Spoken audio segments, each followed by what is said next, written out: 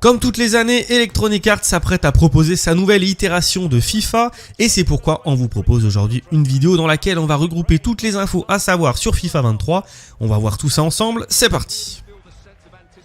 Bon comme il n'y a pas d'histoire dans FIFA 23, on va commencer par évoquer le gameplay, sachant que FIFA 23 marquera le retour de la technologie Hypermotion avec une seconde version, l'Hypermotion 2, qui sera malheureusement accessible uniquement pour les versions PS5, Xbox Series, PC et Stadia, et selon les dires des développeurs, ça devrait permettre d'avoir un gameplay encore plus réaliste, avec un nombre assez impressionnant de nouvelles possibilités et d'animations également, pour améliorer la physique générale du jeu, la physique générale du ballon et aussi la physique générale des joueurs. Alors pour expliquer un petit peu le fonctionnement de cette technologie, faut savoir que du coup le studio a enregistré tous les mouvements des joueurs pendant plusieurs matchs et pendant plusieurs entraînements, ainsi que pendant un match de football féminin également, mais ça on y reviendra un petit peu plus tard dans la vidéo. Et le but était d'avoir des animations et des comportements encore plus réalistes avec justement plus de 6000 animations récoltées. Donc ça va concerner évidemment le jeu en équipe, mais aussi le 1 contre 1, les interactions entre les joueurs et aussi les mouvements des joueurs sur le rectangle vert. Donc ça devrait évidemment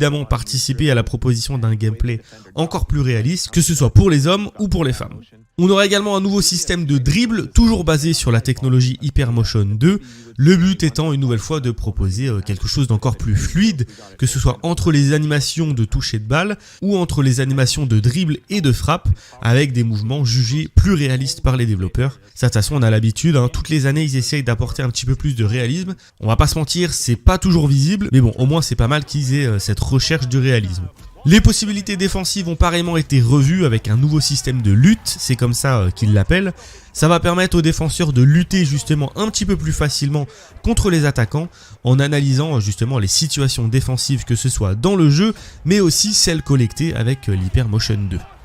Le système d'accélération aussi a subi un petit lifting, puisque à présent vous aurez plusieurs possibilités d'atteindre votre vitesse de pointe. Ça peut passer par des grosses accélérations, des changements de rythme un petit peu plus contrôlés et des courses plus variées. Faut savoir aussi que le système de coups de pied arrêtés a été réactualisé, donc que ce soit les pénaltys, les coups francs ou encore les corners. Vous devriez avoir un plus grand contrôle sur le point d'impact du ballon, mais aussi sur sa trajectoire et sur l'effet que vous donnez à la balle, sachant que vous pourrez aussi profiter de nouvelles caméras pour choisir un petit peu plus facilement le point de vue qui vous sied le mieux pour tirer les coups de pied arrêtés. Alors bien sûr, il faudra voir ce que toutes ces nouveautés vont vraiment changer et apporter sur le rectangle vert,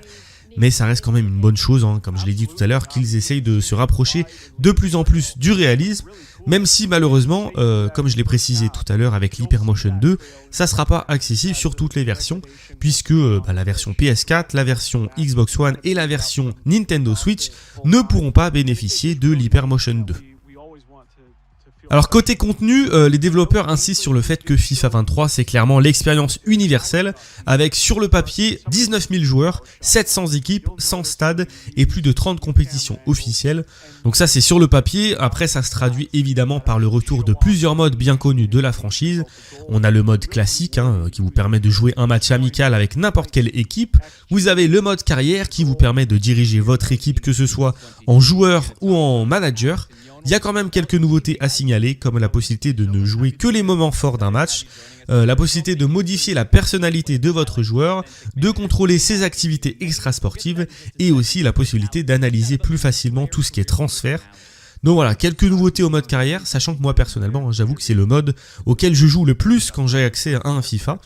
Donc je suis assez content qu'ils aient instauré ces quelques nouveautés. On a également le retour des modes Club Pro et du mode Volta, avec des nouveaux atouts, des nouveaux mini-jeux pour faire progresser votre joueur. Voilà, quelques ajustements, rien de très novateur, mais ça permet quand même de modifier un petit peu l'expérience de jeu. On a évidemment le retour du mode FIFA Ultimate Team qui va vous pousser comme d'habitude à créer votre équipe à partir des cartes que vous aurez collectées, sachant que le système de collectif a été repensé avec des liens un petit peu plus simplifiés, de nouveaux attributs pour les joueurs et la possibilité également de modifier plus en profondeur le placement de vos joueurs. Bien sûr, on aura également le retour des icônes, avec d'ailleurs quelques nouveautés pour FIFA 23, avec Gerd Müller, Xabi Alonso ou encore Jairzinho. Et il faut savoir que ça concerne l'ensemble des modes. Vous aurez des nouvelles séquences pré-match avec des images du public notamment et un rendu général de la foule beaucoup plus réaliste.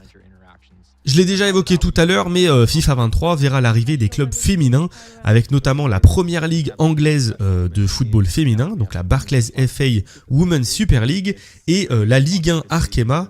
qui est le championnat de France pour les équipes féminines, qui seront du coup disponibles dès la sortie du jeu. Et une des autres grosses nouveautés de FIFA 23 est l'arrivée du crossplay entre plateformes de même génération. Donc ça va fonctionner entre PS5, Xbox Series, Stadia et PC d'un côté, et ça va fonctionner d'un autre côté entre les versions PS4 et Xbox One. Évidemment, le crossplay, c'était une des fonctionnalités les plus attendues et les plus espérées par les joueurs et les fans de FIFA. Ça va concerner en gros tous les modes classiques comme Division Rivale, FUT Champ, les matchs amicaux, le mode Volta et le mode saison en ligne. Mais malheureusement, vous ne m'avez pas entendu le citer, c'est normal, le crossplay ne concernera pas le club pro, alors que, bon, on va pas se mentir, c'est un des modes où on aurait le plus aimé pouvoir profiter de cette fonctionnalité, mais bon, déjà ils ont fait pas mal d'efforts en intégrant le crossplay sur beaucoup d'autres modes, peut-être que ça arrivera dans le courant de l'année, le crossplay sur le club pro, mais c'est vrai que voilà, c'est vraiment un truc que moi j'aimerais beaucoup voir arriver. Concernant la réalisation et l'aspect graphique du jeu, bon, pas de révolution, je pense que vous le voyez sur les différents trailers, on reste dans la lignée de ce que propose FIFA 22, mais on devrait quand même avoir droit, d'après le studio, à un rendu de la pelouse encore plus précis, avec quelques autres ajustements comme un gros travail sur les ombres qui semble avoir été effectué, sachant aussi que le public et les filets profiteront également d'un rendu encore plus réaliste, qu'on aura droit à de nouvelles caméras disponibles dans le jeu, ça j'en parlais tout à l'heure, sachant aussi que l'aspect sonore semble avoir été retravaillé, avec l'ambiance dans les stades qui a été totalement revue, mais surtout on aura droit à des nouveaux commentateurs puisque Hervé Matou laisse cette fois-ci sa place à Omar Da Fonseca et Benjamin Da Silva. Donc voilà, c'est ces deux personnalités qui commenteront l'entièreté des matchs de FIFA 23. FIFA 23 sera donc disponible dès le 30 septembre prochain sur PC, PS4, PS5, Xbox One, Xbox Series, Switch et Stadia, donc voilà, vraiment sur toutes les consoles, sachant qu'on aura plusieurs éditions disponibles comme d'habitude. On aura l'édition essentielle uniquement pour la Nintendo Switch, sachant que malheureusement elle ne proposera aucune nouveauté ou amélioration notable par rapport à l'édition essentielle de FIFA 22. Donc si vous avez acheté la version essentielle de FIFA 22 sur Switch, il n'y a pas vraiment de raison de craquer pour la version essentielle de FIFA 23. On aura également l'édition standard pour toutes les autres plateformes et également l'édition Ultimate pour toutes les autres plateformes également, avec notamment 3 jours d'accès anticipé, 4600 points FIFA et quelques autres bonus in-game. Donc voilà, pas mal de possibilités, même si encore une fois, c'est hyper dommageable de voir que bon nombre de fonctionnalités importantes ne seront accessibles que sur PS5, Xbox Series, PC et Stadia, comme l'Hypermotion 2 notamment. Et du coup, va y avoir des vraies différences dans l'expérience de jeu, et donc ça c'est forcément assez dommageable pour un jeu qui se veut cross-platform.